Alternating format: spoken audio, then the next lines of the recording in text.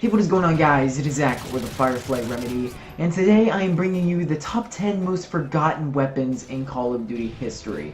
Now remember, this is my list and my list only. Feel free to disagree with it. If you do, tell me down in the comment section below which weapons you think deserve to be on this list, and maybe I'll make a future one for subscribers or something like that.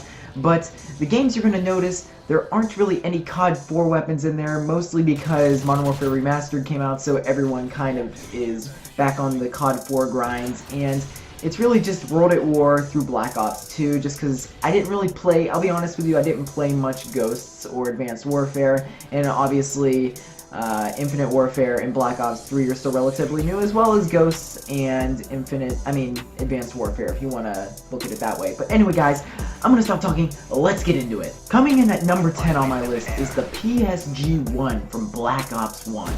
Now, this sniper was freaking fantastic. Honestly, if I had to put it up against all the other snipers and all the other Call of Duties combined, I would say this one has to be one of the most consistent when it comes to one-shot kills. It's something that you never hear people talking about in the community.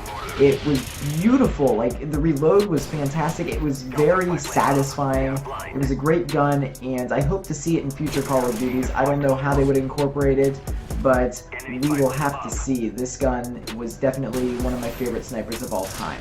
Coming in at number 9 on my list is the PP90 from Modern Warfare 3. Now, in the community, you hear people talking about how great the MP40 or the Thompson or the PPSH was, and you see these guns being incorporated into the new games DLC, like Black Ops 3 for instance, but you never hear a word about this weapon.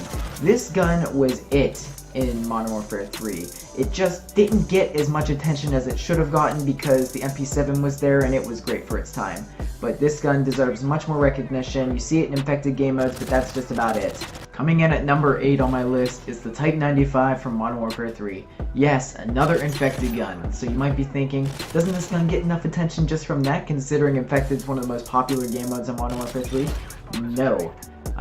You don't really hear much about it. You hear people talking about the ACRs, and this gun's kind of like the FAMAS from Modern Warfare 2, a great burst weapon, but no one remembers it. It was pretty ugly, to be honest, but it was a great gun nonetheless, and it's definitely one that I miss and wish they would bring back to the newer game. It was definitely more reliable than the M16 in this game, and that's something to remember.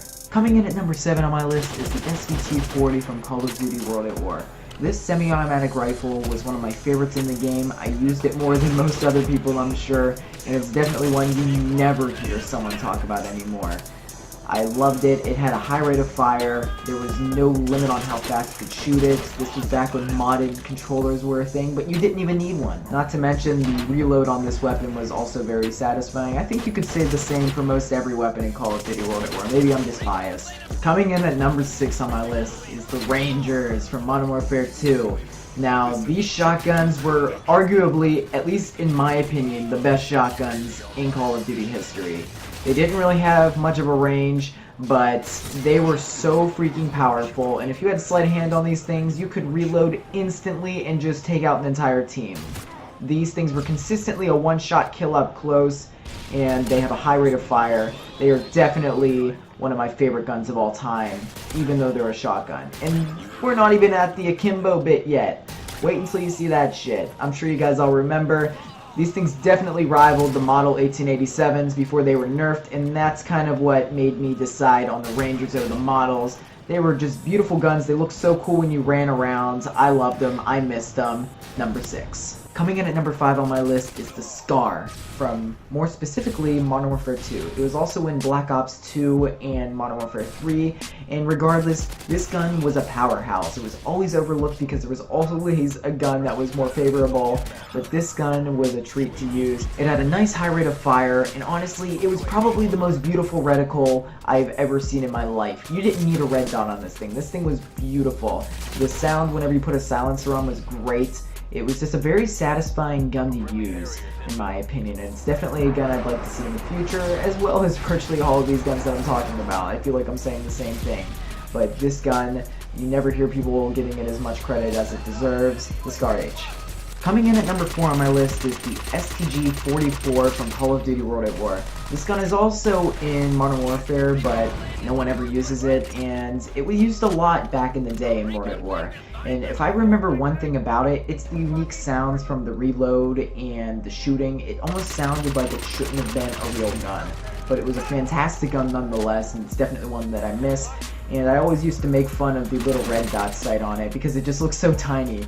But the STG-44 definitely doesn't get the credit it deserves. It was a fantastic assault rifle, and it was much different than the other guns in Call of Duty World at War during its time. Coming in at number 3 on my list is the AUG from Black Ops. Yes, this gun was also in Modern Warfare 2, but no one really gives a shit about that, and quite honestly, I don't really either. I didn't think it was that much of a great weapon. It was a light machine gun in that game, but during Black Ops, it was more so a hybrid of a submachine gun and an assault rifle. It was a fantastic weapon with a high rate of fire, lots of damage, and quite honestly, very little recoil. It did not get the recognition it deserved.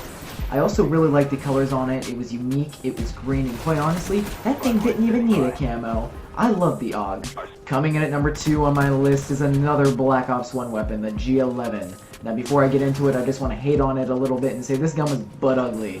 Other than the iron sights, which were fantastic, the gun was just disgusting to look at. The reload was ugly, it wasn't smooth, the camos looked bad. If you put gold on it, there was very little gold. It just didn't look good. But my god, was this gun accurate, and this gun was powerful. A lot of people don't know about it still to this day, considering you have to buy all the assault rifles to get it, and there's still a lot of plebs playing the game. But this gun, I never saw it used much in competitive. In my opinion, it was much better than the FAMAS. It was the best assault rifle, if not the best gun in the game. And quite honestly, I don't think we're going to see this gun ever in a game again, which is kind of unfortunate. Also, we can't forget that putting steady aim on this gun made hip firing virtually perfect. You never missed a shot, I swear. This gun was something else. Taking the number 1 spot on my list is World at War's very own, the DP-28.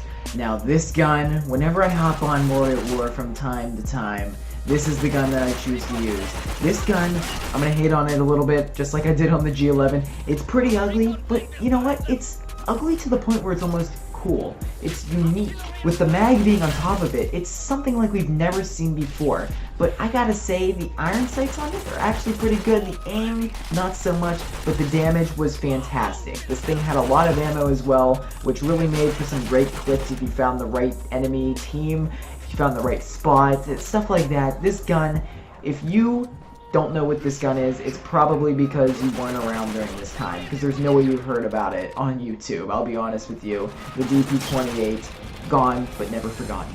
If there's anything on this list that you agree or disagree with, please let me know in the comment section below. I'd love to hear about it, and maybe we can discuss it. But anyway guys, if you enjoyed this video, please be sure to give it a like rating. I would really appreciate it. And if you're new to this channel and want to see daily content, please hit that subscribe button. I upload virtually every day, especially now that it's summer. Thanks again guys. Peace out.